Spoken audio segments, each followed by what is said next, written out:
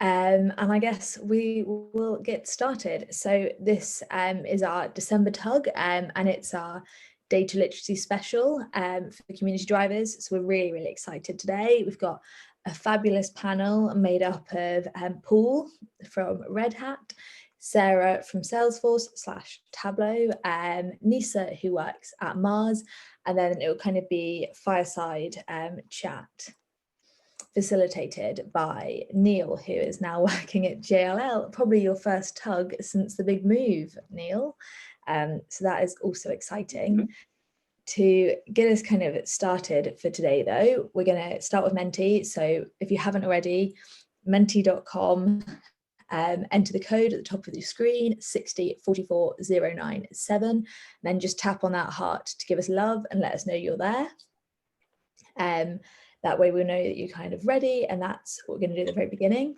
If you have any questions as we're going along, not sure about what to do or how things are working, there's a question and chat option. If you just click on that, Amy is kind of watching that chat and will hopefully get back to you or pose a question to Neil or to the panel for you. And then I'll try and unmute you all as well as we go further along the presentation too. So now I can see our Menti numbers coming up. I might give it a few last little seconds because we've got 17 of you and there's only 10 on Menti. The numbers will stay up, but please, obviously, if you don't have a phone, you can do it on your laptop. And as I said, completely anonymous. We won't know who you are. There's nothing really that personal in it anyway. But yeah, so menti.com 6044097. Cool. So moving on to the first question.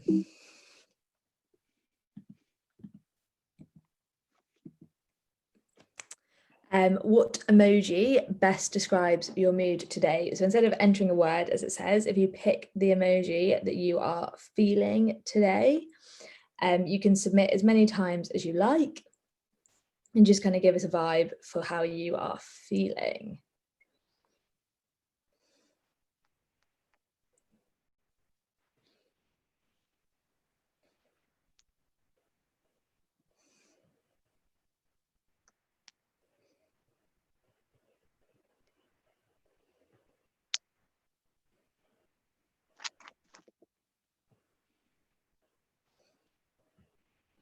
Lots of festivities in the room.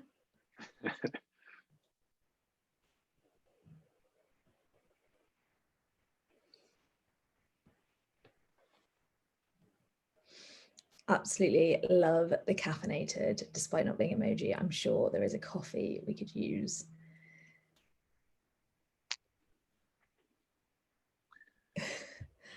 Also a big fan of the unsure emoji. I think it's that time of year. It's probably December 2020, summed up in emojis right there. Kind of a bit angry, a bit sick, but also excited because it's going to be Christmas.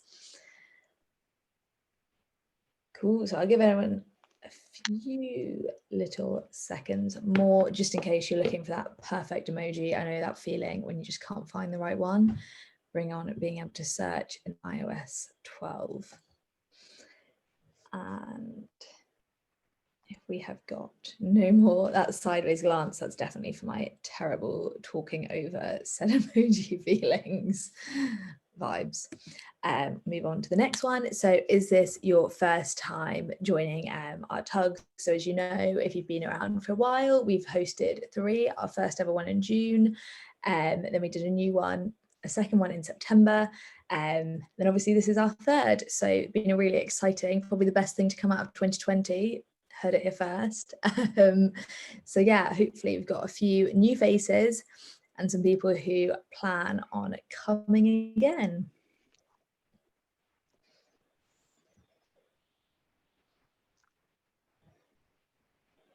In fact, lots of newbies, which is really exciting. I might have to add in an extra question asking what enticed you in today?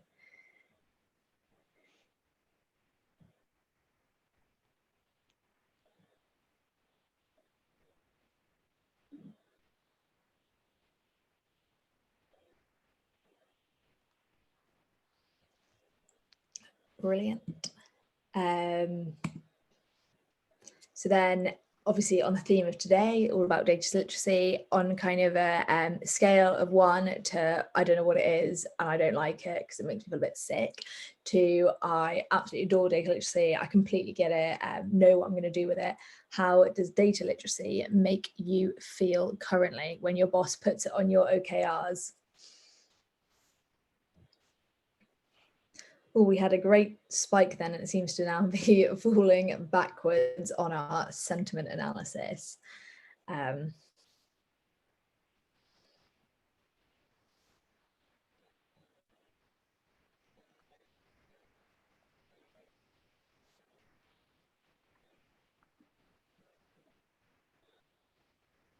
Yes.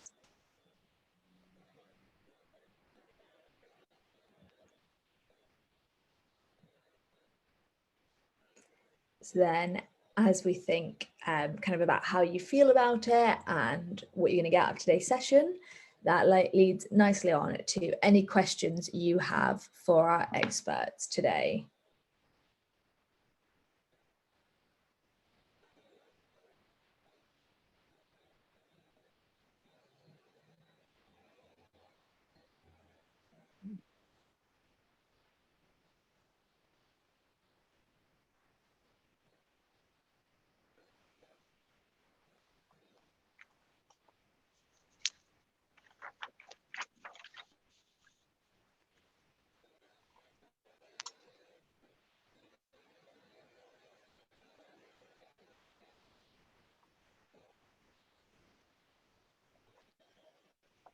That's a great question.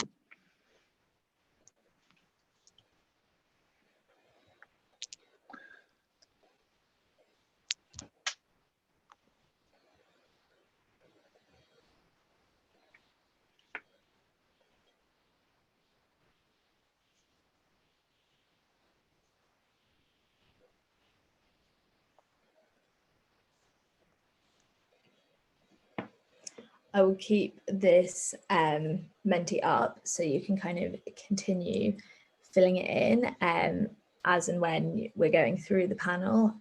Obviously, Neil, I'll shout them out to you as well whilst you are kind of discussing with our panelists. But yeah, so kind of get as many on as possible in the next few minutes. And then what we'll do is I'll keep it open so you can fill it in as you go.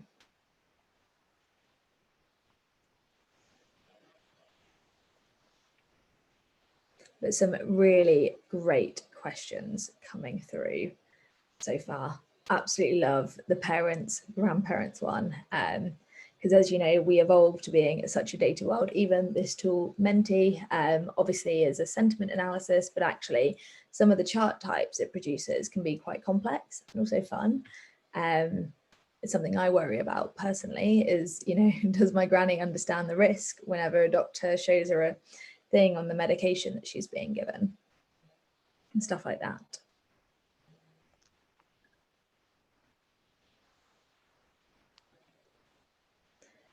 Cool. Neil, would you like to take over? And as I said, this is still open on your phone. So if you go to menti.com 6044097, if you haven't already, you'll be able to pop in any more questions. And as we go, I will kind of feed them in and also obviously put questions in the chat for Amy as well to pick up. I will stop sharing and I'll hand over to you, Neil. Okay. All right. Thank you, Charlotte. So we're going to move on to the main bit of the session today, which is going to be a fireside chat, if you like, all about data literacy. I'm really excited about this because we've got 3 great people to join us. We've got Sarah Nell-Rodriquez, we've got Paul McHale, we've got Nisa Marques. And probably my first question to each of you is going to be just say hello, introduce yourselves and tell us about your job and how that sort of relates to data literacy, perhaps just a little bit about each of you. So I'm going to start, just because you are on the top of my Zoom grid, I'm going to start with you, Nisa. Thank you, Neil. Hi, everyone. My name is Nisa Marques, as Neil mentioned. I'm an analytics senior analyst at Mars. So my role at Mars, I like to say, is hybrid. I do a little bit of everything, but I'm leading now the part of upskilling in tools and in data literacy. So I'm part of the team that is responsible for laying these programs and to make them company-wide.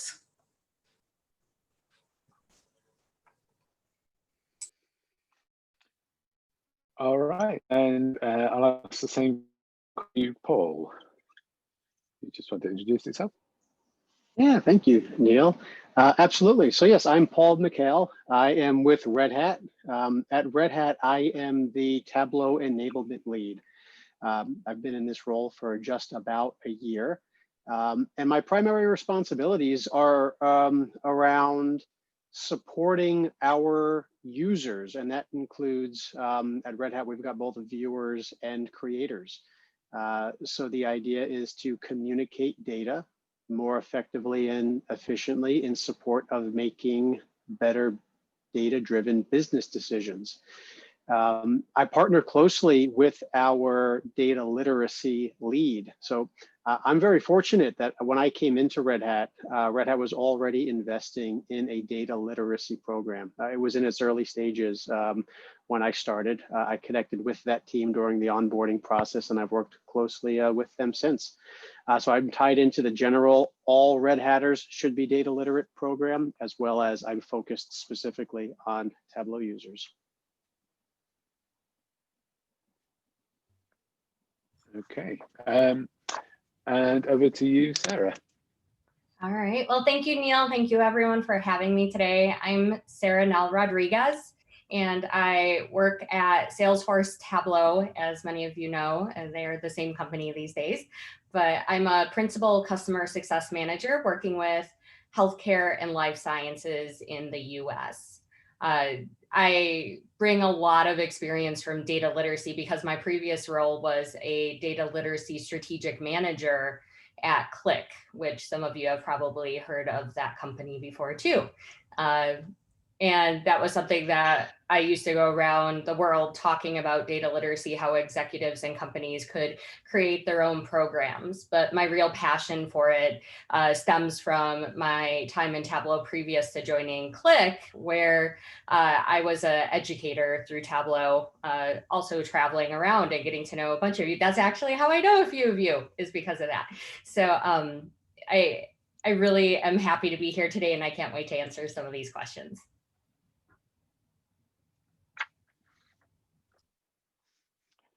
All right. So my first kind of prepared question is actually really similar to a question that came through on Menti. So, and you guys have given me some great questions already. So my question really was going to be, how would you describe data literacy? So I was kind of thinking of it in terms of a quick kind of elevator pitch. The Menti question just now is, how would you explain data literacy to your boss? So it's probably, I don't know how much detail you might want to go into, but yeah, how would you sort of, in fairly simple terms, talk about and describe data literacy? Let's start with you, Sarah. That's such a good question, and honestly, one I've spent a lot of time thinking about, and I have two different approaches to it because it really depends on who you're talking to. If you're in a business setting, it's, and depending if it's someone who is an executive or whatnot, what data literacy is a skill set that enables your business to thrive in the future. It's your ability to actually recognize success and keep your competitive edge. If you're talking to someone who's not in business, then it's completely different. It's the skills that directly associate to the changes in technology today. So it's a skills gap. So again, it depends on audience.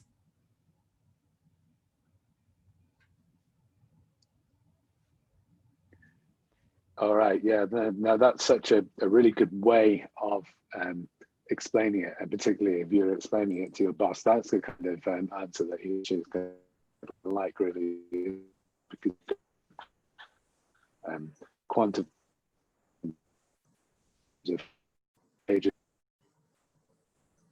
you, your team, and your business, then that's hopefully what they want to hear.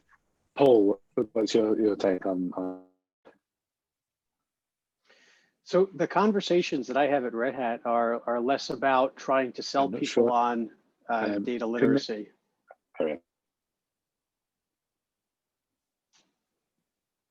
I'm sorry, Neil, I didn't make out what you said there. I just having a lag on my connection. I'm not sure if it's me or whether it's you, but do carry on, Paul. Sure, cool.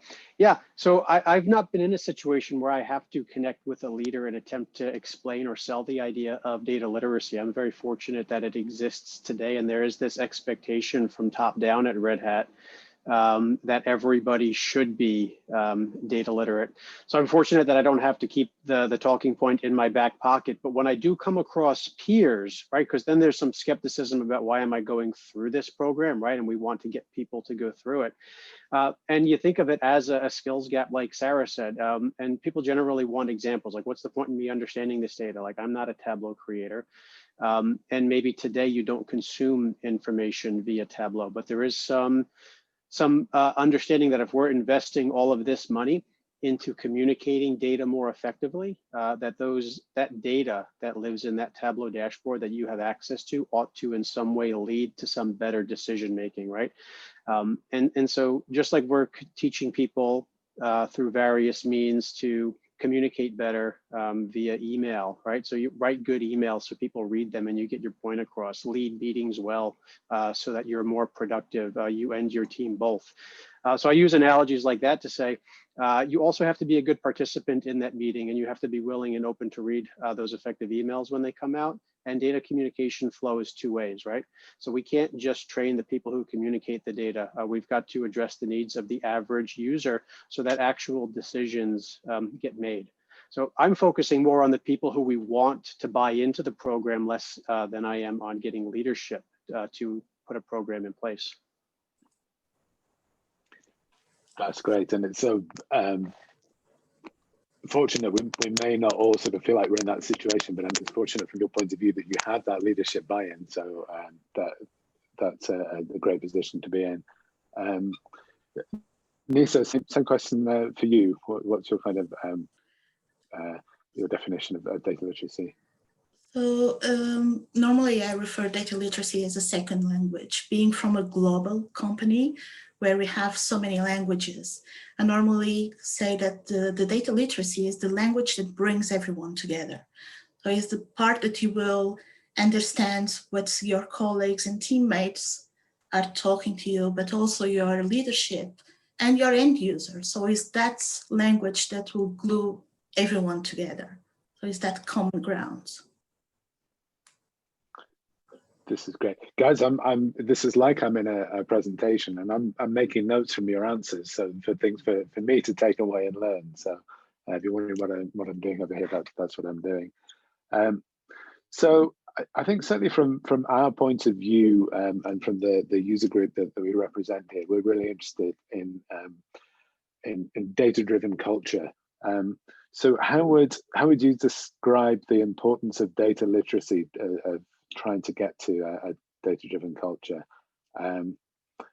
Nisa, I might ask this to you first, and with the sort of explanation that I know you've done some great work on this around on your website as well. You talk a lot about the importance of enablement. So I'll promote your website, which is letsgoforacoffee.com, which I think has got some really great resources.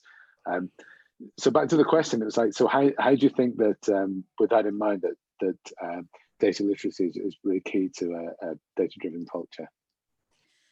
Yeah, it's the most important part, I think.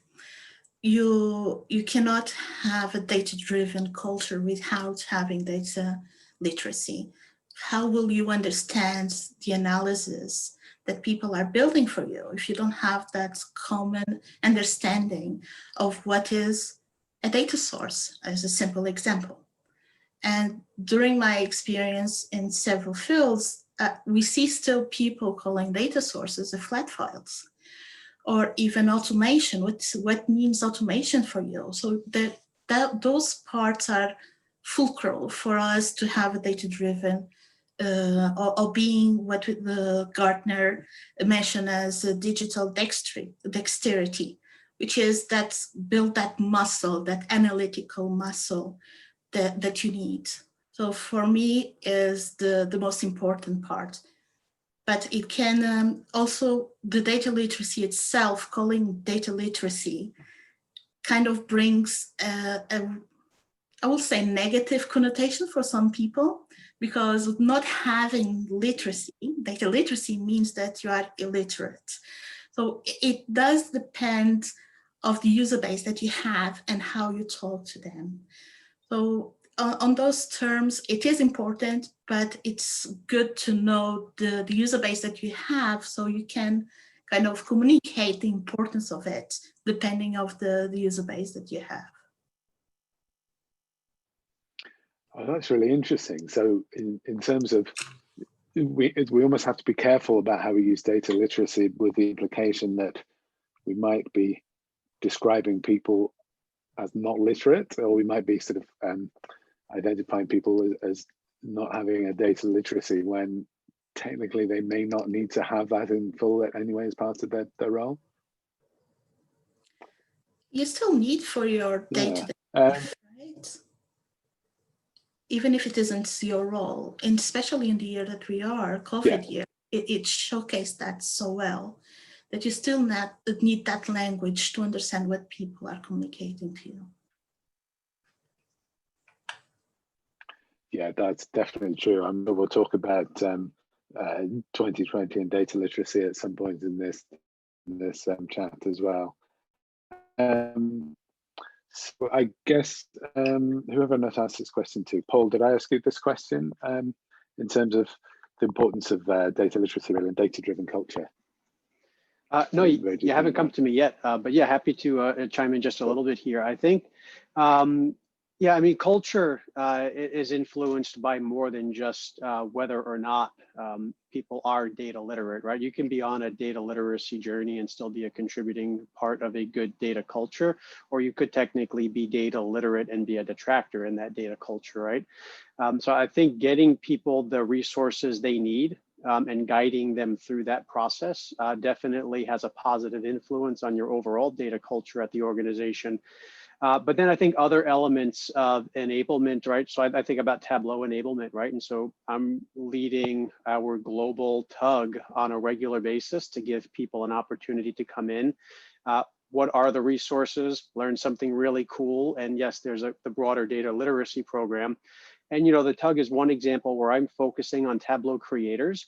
But one of my primary objectives of those internal tugs is to sort of send those creators out to their stakeholders, right? The viewers in our ecosystem, and connect them in, right? So you're not just putting something out there for them to look at to be pretty, right? So you've got to sort of become an enabler in that community, right? To push that data literacy, to get these people to actually, I say over and over again in my internal trainings and tugs, influence better data-driven decisions. And so I think pushing people out and empowering the communicators to go out to the viewers and say, hey, this is the support you have to use this. And then stakeholder management is a big part of successfully executing on what you learn in a data literacy program or what you learn in a Tableau training, right? Actually having conversations with the people in the business, not just giving them what they ask for, but coming to understand their needs and then finding the gap between what they asked for and what they actually need. Right, because when you have people that understand the tools and the systems, and they're also data literate on both ends of those conversations, then you've got a really strong data culture, I think. And then people are actually building meaningful dashboards in a Tableau example.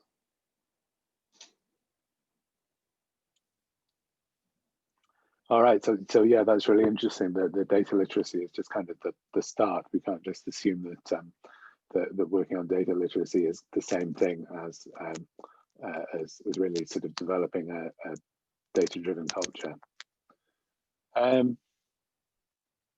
Sarah, I haven't asked you this question. If you've got any thoughts on this?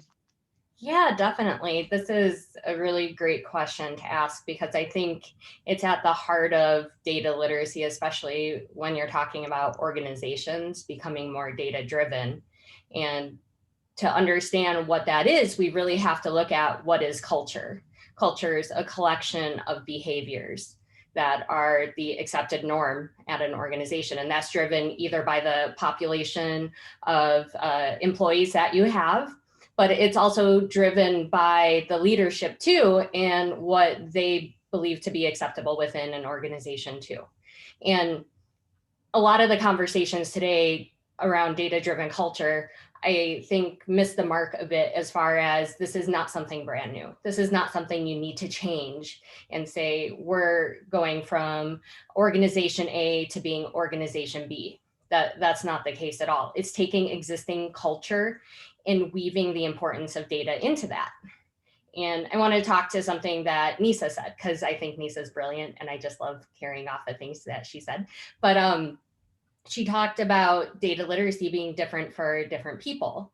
And a person who we deem to be data literate today isn't suddenly done with their journey. And there's a quote from Bruce Lee that talks about how learning is a movement. And I think of that in terms of some of these individuals who do have data skills today. I would say the majority of people on this call have data skills today. It doesn't mean that they are done learning. And that's why data literacy needs to be tied to technology and the change in technology, because we have seen more change with technology in the past couple of years. And let's not even talk about 2020 right now and all the changes that have come from that. But people need skills now more than ever, everyone, full stop. It's just every person's point of learning is going to be different. So we have to consider that. And that's also why, if you're going to talk about data culture, you have to have a culture of learning. You have to have a culture of enablement that is invested in each individual person.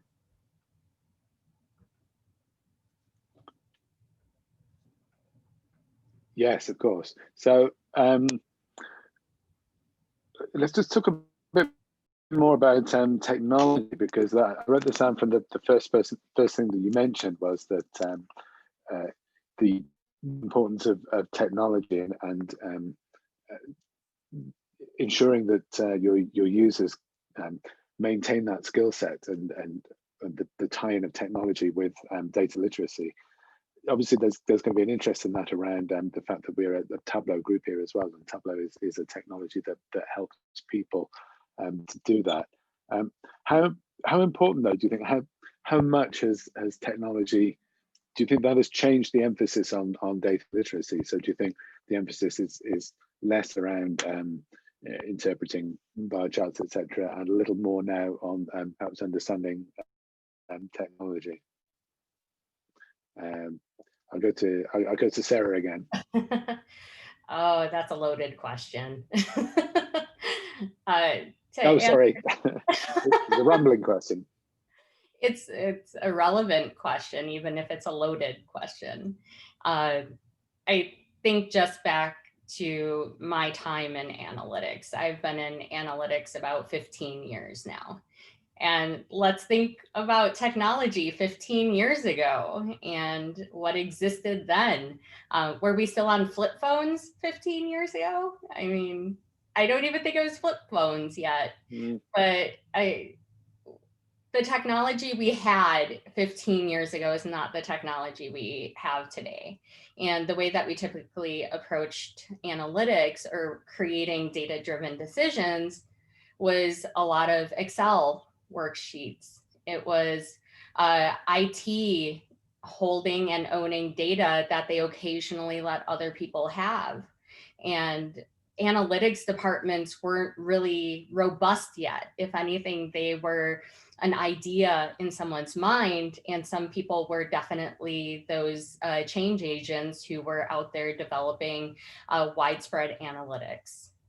And with more people needing access to data becomes more data-driven needs, more technology. Tableau was just starting to get popular too 15 years ago. It was some of the earliest releases. The same with a lot of the business intelligence tools that we know today. So with every release of every technology platform we use is an increased need for skills. We did not talk about Python 15 years ago, even though it existed. We talked about R, but R was in academia. So the more people who use these skills, the more technology is going to change that too.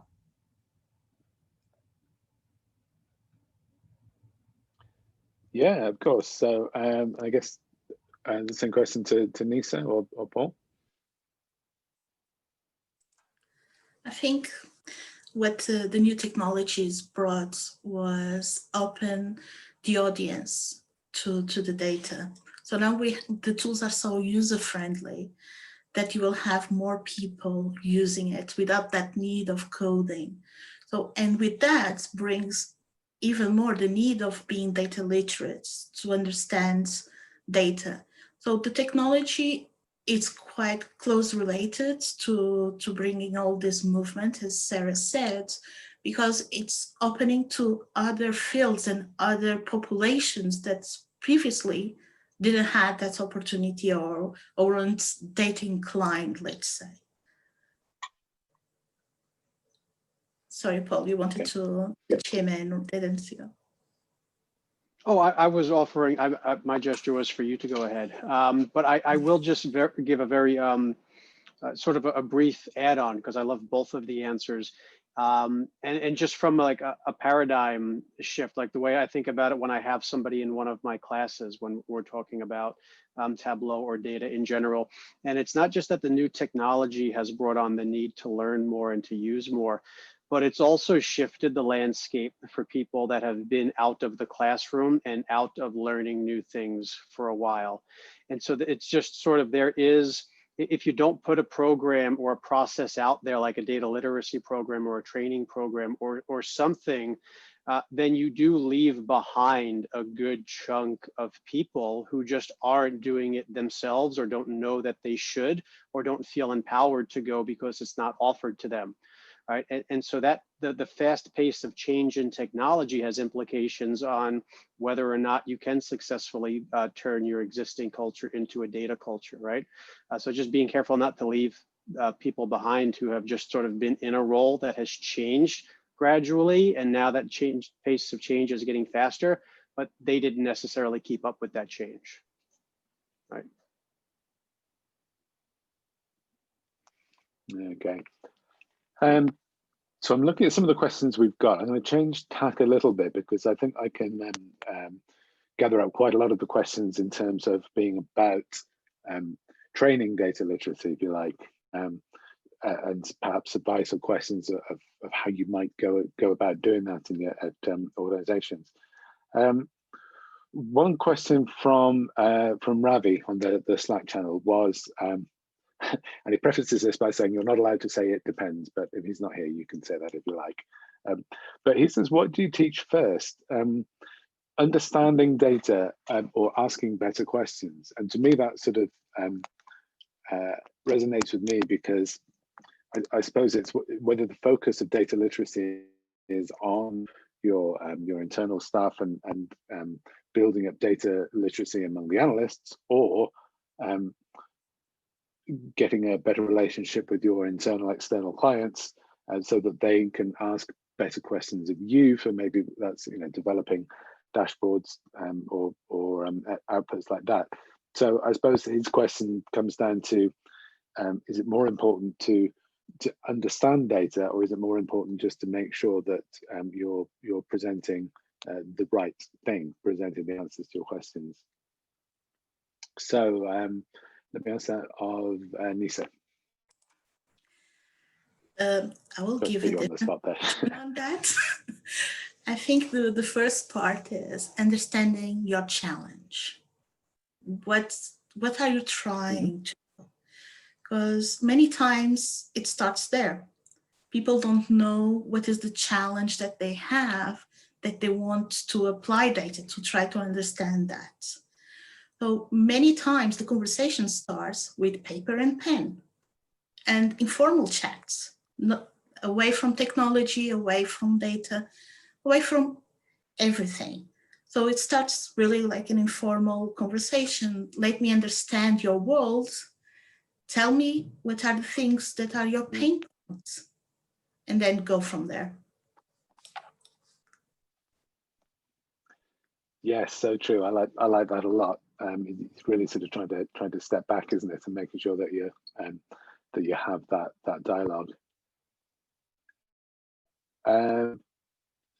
Let's say I'll ask the same question to Paul.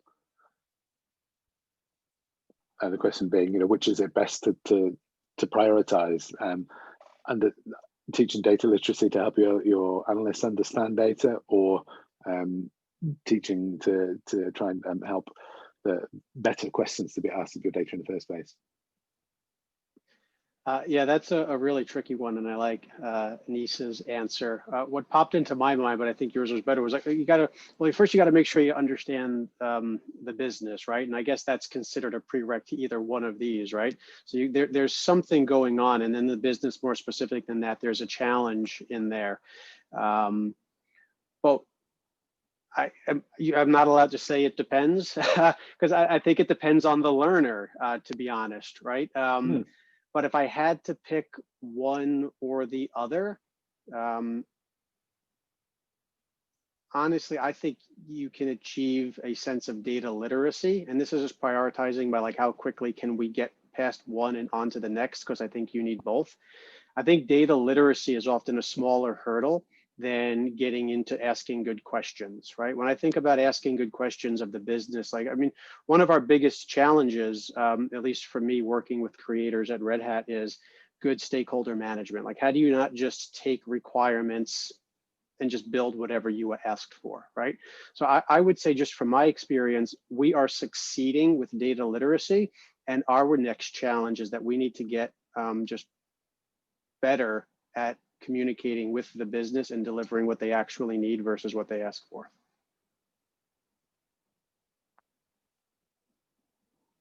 Okay, and Sarah, same question to you. I like Paul's answer because it's honest. Paul was very honest, because it depends is true. The first thing that I thought of, though, when you asked that question, and thank you, Robbie, for asking that question, is why would you separate them? Why would you separate teaching the questions to ask while also teaching the data? Because any person who has taught, and I'm sure, Paul, if you're teaching a lot of people, the hardest thing to get people to do is ask questions. And getting people to engage, getting people to be curious. And if you can get people to do that while also teaching them what they need to know, I think you're going to have an incredibly impactful and empowering experience. And I also think this goes back to why you need to also have a culture of learning along with any data literacy initiative. Because the reason why it depends is an acceptable answer is what Paul and Nisa have also been referencing, is that it's different for every single person. And the first thing that I even think about before instruction is meeting people where they're at and assessing your population. I think assessments are by far one of the most powerful things you can do to figure out where you are, so you know where you're going. And if you don't have an assessment somehow built into that, then it's really a struggle to figure out where to go. And if you have a learning and development program at your organization, they're going to be familiar with things like that. They're going to have the tools and platforms to burst out assessments, to create learning paths for your organization, because again, every person is probably starting at a different starting point. And I love how Paul said, you don't want to leave people behind. And that's how you don't leave people behind. You figure out where they are so you can take everyone along with you. Hey, Yes, Neil, thank you. It's fantastic. Oh, please. If I could, because Sarah, I love that you took that back to culture, because the secondary challenge, I think, with questions is not everybody who those questions get asked of are necessarily receptive to be asked these questions, right? Some people interpret it as, oh, that means you don't know enough, or there's at least a fear that it'll be perceived that way. But then also others can be like, well, who are you to question me? This is what I said I need, right? So that's a cultural problem if that exists, right? And that's the opposite of a good data culture, right? Because in a good data culture, you're communicating effectively and everybody understands there's answers in the data, and dialogue is only going to help that, right? So the tie back to culture, I thought was really important, and I wanted to highlight that. All right. Yeah, it's one of those questions where, as you say, it by very definition of saying, well, you know, would you focus on this part of data literacy, or would you focus on this part of data literacy? It's a difficult question to ask, but in asking the question, it's saying actually these two are both really important, and it's really important as data literacy to make people understand why you would want to focus on both of these. So that's a great question. Thanks, Ravi. A similar, well, I guess another more specific question came from Jim, thinking about use of different chart types, and he asked whether you should start to consider using complex charts such as a scatter plot with perhaps an audience which is not so data literate. If you did do that, would you educate first, or would you kind of explain when you're confronted on it? And the reason I thought this was interesting was because, of course, as soon as I thought of scatter plots as an example of a non-standard or a non-simple chart type, I thought of Hans Rosling and how he really was able to tell stories and must have been able to sort of improve the data literacy with his charisma and storytelling. So I guess the question is around the use of complex charts. How should you deal with that? Is it okay to just introduce them and then sort of be able to try and explain? I've had a number of these kind of examples. These are 2020 examples, I'm afraid, and some COVID charts that our UK government has brought out. So that's why I think that's perhaps a really interesting question. So I will ask, let's ask, quick, I'm being indecisive. I shall ask Nisa, sorry. So, yeah, it does depend. And it's a very consultant kind of answer. It does depend on the users that you are building the charts for. I'm not saying that we should always build bar charts, but as you have this program of data literacy, obviously to understand the scatter plots, you have to start diving into relationship, correlation kind of situation already. So that has to be already a little bit of background work in trying to explain what those terminologies mean. And why would you want to try to see if there is a relationship between two measures? So it does depend on the end user. I sometimes introduce those charts and I give the training hand in hand, but I will take time to explain a little bit of the statistic part behind what that chart meant. In this case, scatter plot, because it was the question. Okay, yeah. So in terms of Jim's question, which I kind of waffled around, you would quite often, if you are going to introduce something more than a basic chart type, you would to educate at the same time that you're introducing it. Precisely. And okay. I will explain the why we are using that. Yeah, I guess that's really important, isn't it? Sure. Thoughts on that, Paul, maybe? Yeah, I mean, my answer is going to be very similar. I mean, I can tell you just from my own experience, I don't think I've ever put a scatter plot in a dashboard when I didn't have direct time to sit down with the people who I was giving that to. And it was always go through some sort of, like user acceptance testing, right? Like this is a question, this is my attempt to answer that question. Does this work for you? And if it does end up in production, then having some sort of meeting with the group to understand, well, here's what you would glean from this. So yeah, I don't just throw it out there for the audience. But that's just my experience as a developer, sort of before I was in like the enablement roles. But now if I get that question, and I think it depends on your relationship with your audience, right? We do have audiences that are capable of interpreting a scatter plot just on site, right? So you just have to kind of cater to your audience and ask yourself, do I know whether or not they will interpret this? And if you don't know, then you've got some exploring to do. But if you do know, it's either give it to them or provide guidance. But yeah, it's audience specific. All right. Yeah, anything to add on that? This is a good question, and especially for people who are thinking about how do they approach content and also provide content to their users, and how do you teach this? And scatter plots are a good example, because one of the things, if you're going to be teaching content, is to look at what you are presenting critically. So in the case of scatter plots, what I would challenge anyone to do if you're in this role is to dissect it. Dissect all the different learning objectives that go into knowing a scatter plot. Do you know what the X and Y are? Do you know what the purpose of a scatter plot is? So like Nisa was saying, the why is incredibly important, but also so are all the different things that go into building it. And then once you've created that list of everything you need to know in order to build a scatter plot, have you taught any of these previously? Is this brand new material, and what do they need to know prior to even learning the scatter plot?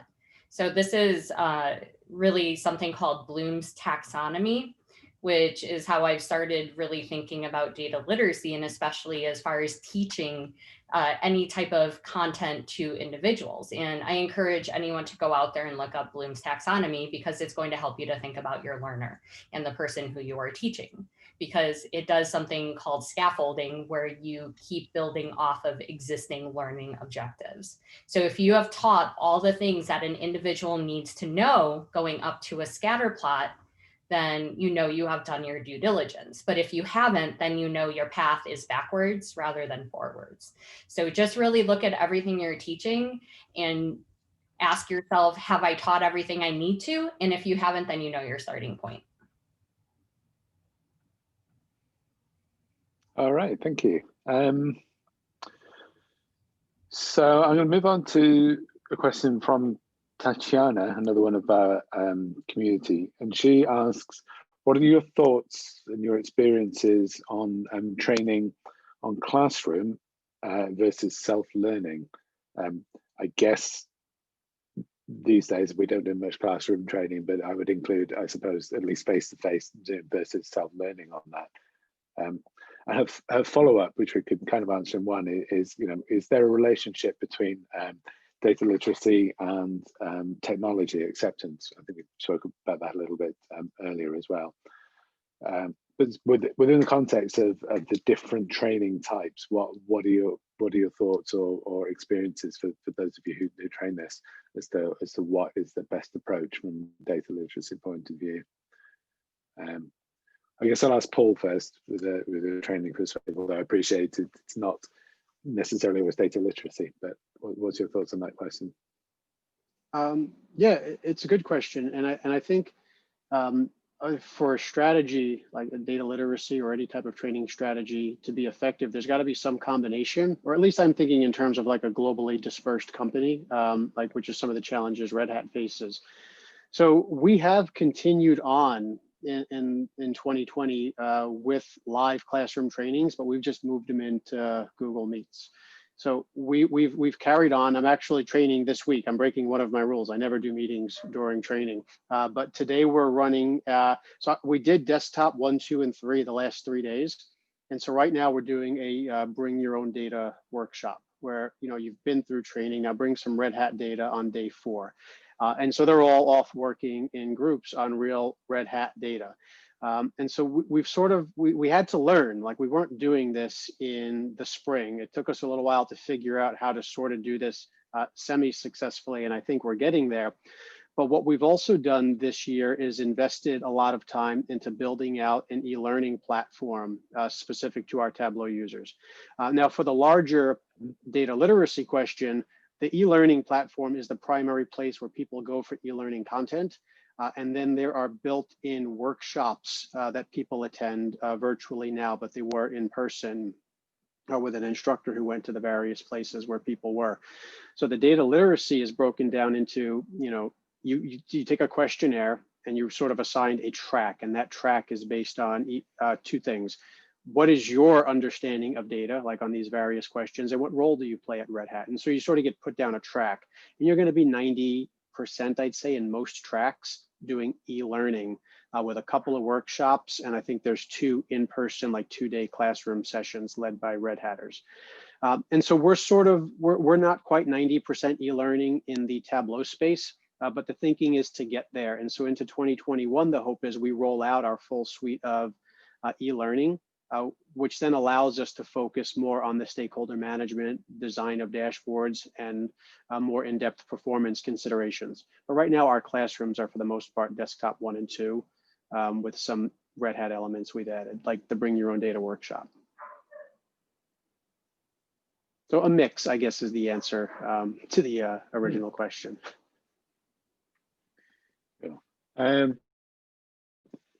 Nisa, what are your thoughts?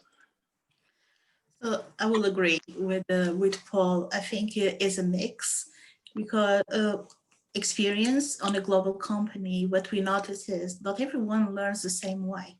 What works for one person may not work for another person. So we have users that will learn in a self-paced, self-served way, but you will have users that will learn better if they have this classroom virtual or in person. One of the things that, as Paul mentioned, that are really important for us is having that bring your own data sessions followed the training, because that way they can practice what they learned. And on the self-serve platform, we found it 2 points that were quite important for us. The first one was create something structured that even though it's self-served, they know what type of path they can go through. And the second one was giving them quizzes where they can assess the type of knowledge based on our learning objectives and where they stand. So in that way, they can see if they are gaining that fundamental learnings that we consider or basic or D1 or D2 as Paul was mentioning. So give those quantifiable goals for people to progress. So in summary, yeah, a mix for sure. All right. Sarah, do you have anything else on that? Nisa and Paul both gave great examples, especially in 2020 right now, doing the blended learning approach is incredibly important. I would say the one thing to consider is if you do go the e-learning route, which I think is incredibly powerful and impactful and is fantastic for large audiences, the struggle with e-learning is motivation and getting people to be motivated to take the learning. So if you're going to include any sort of e-learning, also tie an engagement program to it. Like Nisa and Paul were talking about, it sounds like some of that motivation is you're going to learn how to use your own data. But some of the ways that organizations are also doing this is tying it to performance. Is this somehow part of your performance plan for a year and your career maturity growth at your given organization? As adults, we need some sort of motivation to move forward. And so providing that along with the education is incredibly important. Otherwise, you're always going to have those stragglers. And I'm going to keep referring back to what Paul said. You don't want to leave people behind. You don't. And so you got to think of ways to bring them forward. The other thing I will add Yeah, on what and I just sorry. Oh, okay, sorry. Okay. Yeah, well, what Sarah said, sometimes it's also helpful in having some regular catch-ups with your users, not just on the upskill of the tool, but also the type of value they are taking from the analysis that they are building. Because that is something that we notice that people will get more engaged with the training when they see that the results will bring some kind of value to the team or the company itself. Go on, Neil, thank you. All right. No, all I thank you. All I was going to say is we just had a reaction in the chat to what you said as well, Sarah. That just we all know what it's like to sign up to a course online and have the best intentions, and then feel that you don't actually have the time to do it, whether that's through your employer or whether it's just through your own sort of personal development. So I totally get that as a not a downside, but as a consideration for e-learning as well. All right, so I want to get onto some of these great questions that came from our users today. We've been speaking for ages, and I feel like we could speak for ages longer. But the one that we all really liked was whether we all worry about our parents and our grandparents. So I guess my parents are the same age as most of your grandparents, but so you can answer that with whichever one you want. But do you worry about, let's say, those in older generations and their data literacy and the importance of it? And this has got, I don't know, to me, the implication is the whole sort of 2020 with so much more data information out there, whether it's COVID or whether it's elections or anything like that. And I'll set the poll first. Do you worry about our parents' generation data literacy? Yeah, I mean, I do, but to be honest, I think I worry about the younger generation just as much, right? I mean, there's people, I think not just do people understand data, but do people know how to determine whether or not they can trust data? I think there's just a lot of, we're just kind of an age of misinformation, and people, if you don't ask good questions of your data and attempt to understand the sources of your data, you can very easily be misled. So yeah, I wonder about, I worry a little bit about older generation, and they're just not equipped from an education perspective to deal with the tools that are out there, the amount of data, it's new to them, it can be overwhelming and it can be confusing.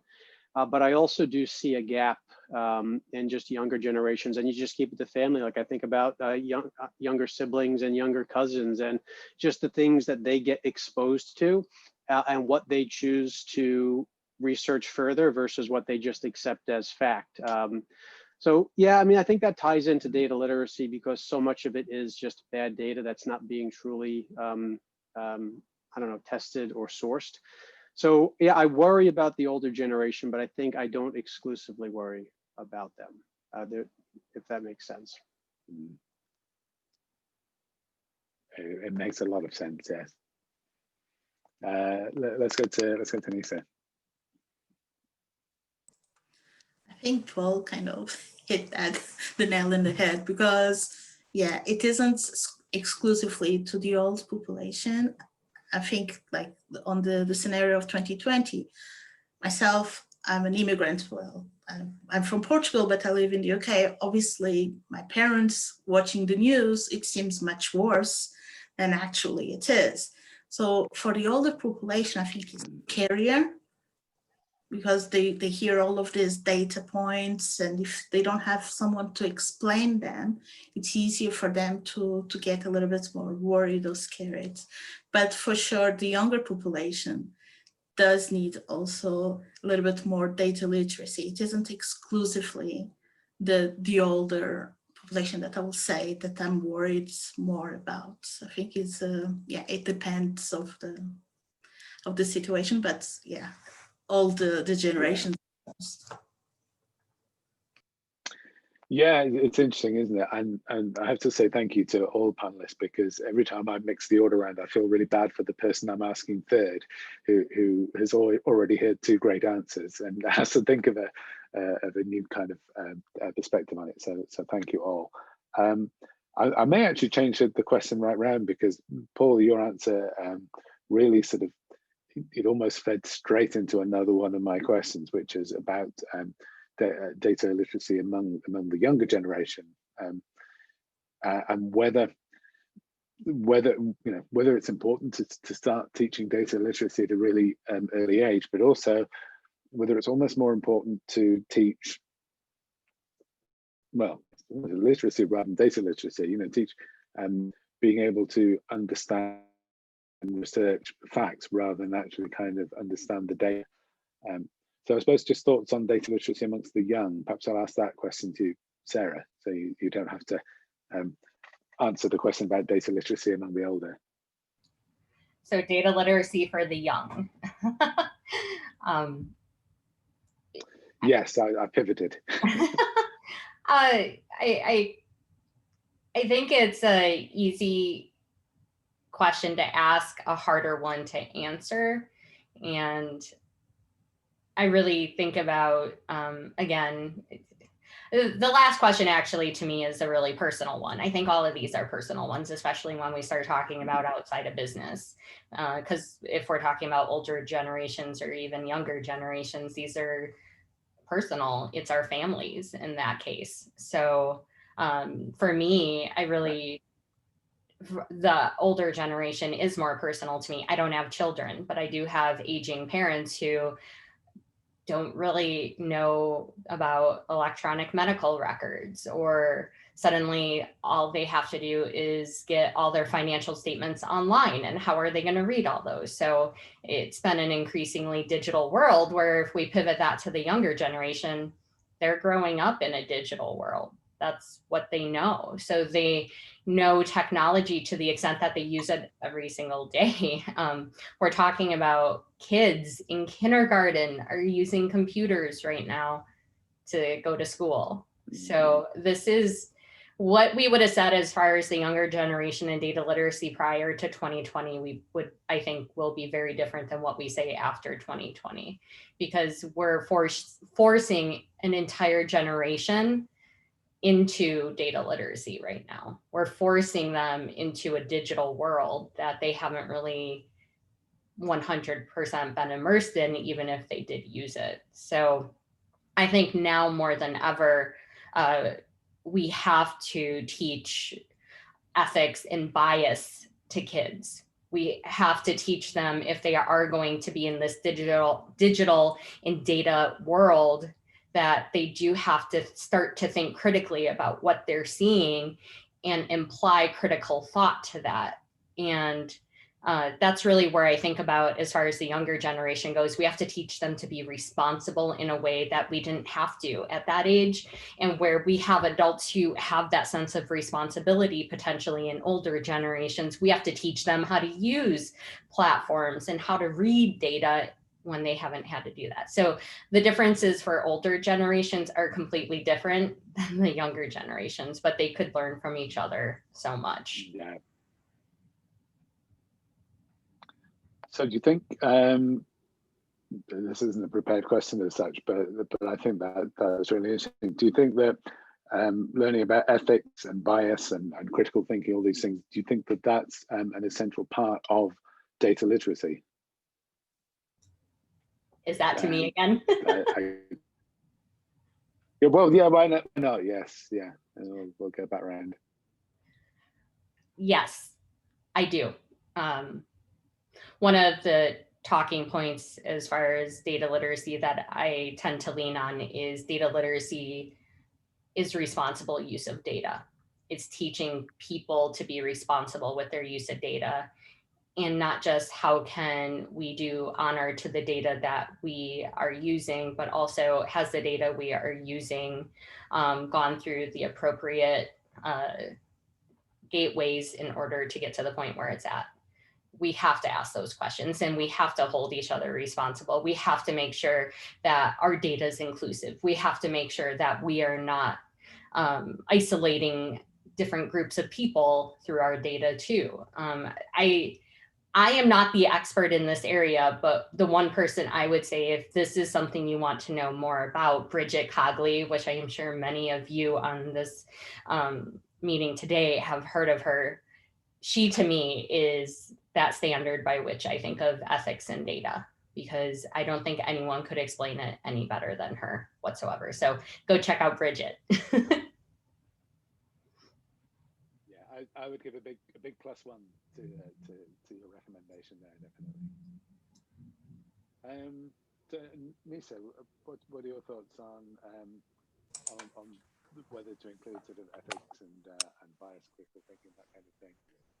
This might be a kind of leading question, expecting you to say yes, it's really important, but yeah, what's your experience on that? Yeah, I agree with Sarah.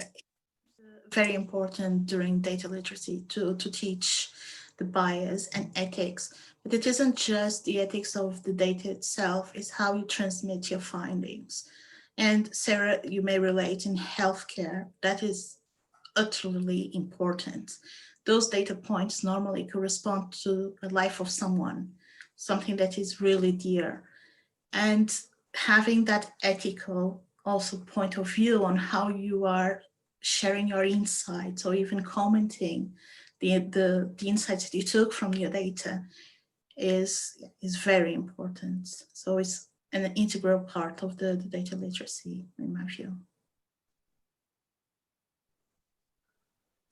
All right, and Paul, you got anything to add? That same question. Yeah, and if you'll allow me to, I kind of want to tie it back to what we were talking about with the younger generation. I think we got to the ethics part by, with this younger generation and what they're exposed to now with the way they're going through school. And I've got a couple of perspectives on that. I mean, I'm a former school teacher, so in a previous lifetime, I taught for a while at the high school level. But then I've got my kids here. I've got virtual kindergarten and first grade happening right over there, and I can see what they're going through, and I can see what their teachers are going through. And I don't teach high school math anymore. I did it for a number of years, for quite a while. I don't do it anymore because it's a hectic life, and I don't know that teachers get and have ever gotten enough support. But right now, I think there's a bigger gap than ever, because these younger children, they need more guidance when it comes to data and the digital world and the technology world. And then you get into the ethics, and they just, and it's not the teacher's fault at all, but there is not a teacher force out there that is equipped to handle what's happening right now. So the children are outpacing the educators when it comes to adapting to this digital world. And some of them are going to figure it out along the way, and others aren't. And it's really fantastic to have like data literacy programs internal to Red Hat, and that's going to drive the bottom line for Red Hat, because I really think data literacy has a positive impact on the business. But programs like that for educators, I think, are a real gap right now. So I kind of wanted to tie that together. I think it's identified and we all agree it's there, but I mean, the teachers sort of need that, and I just don't know that it's available to them, or at least not in the communities that I have insight into. So not to go too far on a tangent, sorry. No, it's not a tangent at all. And honestly, I think, I have so many questions here, but I think we've covered so many different areas, and a lot of answers have actually answered sort of several questions. So I may sort of see this as a point to bring this to a close. I know that you've all given so much of your time today, so I'm very grateful. I could just quickly ask if there's anyone who wants to come off mute and ask one last question quickly to our panelists, and then you'd be welcome to do that. Perhaps I'll give a quick sort of 10 or 20 seconds there. But if not, I will say again, just do get in touch, or do jump on the Slack channel, which you'll have seen in the invite with this, and we can continue any conversations afterwards, or any kind of any questions that we didn't cover. So I think if that's all, I'm going to say again another big thank you to all of you. As I say, I've taken loads of notes here, and I'd love to perhaps sort of write this up into a kind of summary article, which I think will be really helpful to people and helpful to me, certainly. So thank you all. Thank you, Paul. Thank you, Nisa. Thank you, Sarah. I will let Charlotte or Amy come in here, so we sort of tie things off and finish off the event. Yeah, so I'll just share my screen super quickly for some final Menti fun. Hi. Share, let me know when you can see. All able to see my screen. Again, it should be the same code as before, although it looks like it might actually be a different one. On your phone, so 60 44 097. And if you just pop in any topics you'd like us to cover in the future, we do this at the end of every session because it really helps us plan what to do for the future. So if you just pop those in, no suggestion is too silly, and obviously you can submit multiple ones, so please keep going.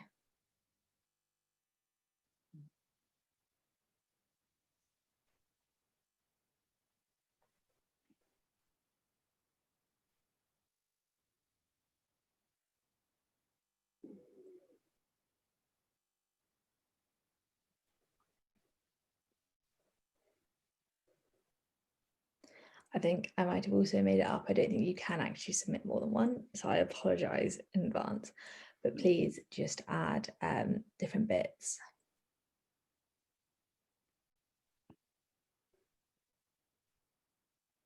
I'll give you a couple more seconds on that because very aware people want to get on with stuff. Cool, and if I move on to the next slide. Speakers or organisations you would like to hear from.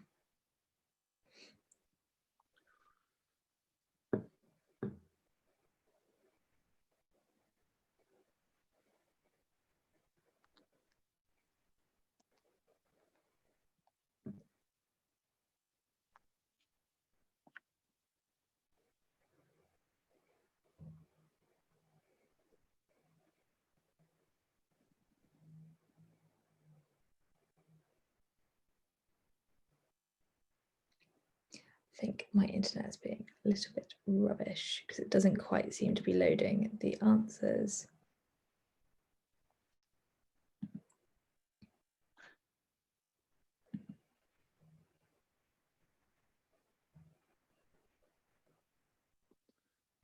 That one sounds really interesting. Yeah. Someone will need to remember the name of that and get to us on Slack. But We'll yeah, do some we're always Googling. looking for ideas. So please hit us up.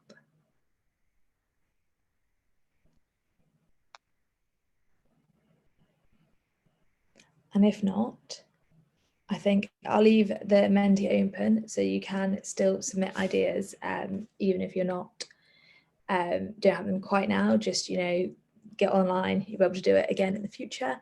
And I guess if there's nothing else anyone wants to shout about, thanks so much everybody for joining us this evening. Hope you have a lovely Christmas, and we'll be back in probably February, I would imagine, for our next event. So kind of any ideas, anything if any of you would like to speak, or you've got any topics, please contact us on Slack or via our email address, which I think is communitydriverstug@tableau.com maybe, but it's who sent all those annoying reminders for this meeting. So just reply to those, and we'd love to get you all involved. So thanks very much. Neil, Amy, anything last you wanted to say? If not, I'll stop the recording. Big thank you to our panelists for joining us this week. Yes, brilliant. Yes, thank you very much. See you soon. Bye. Thank you. Bye.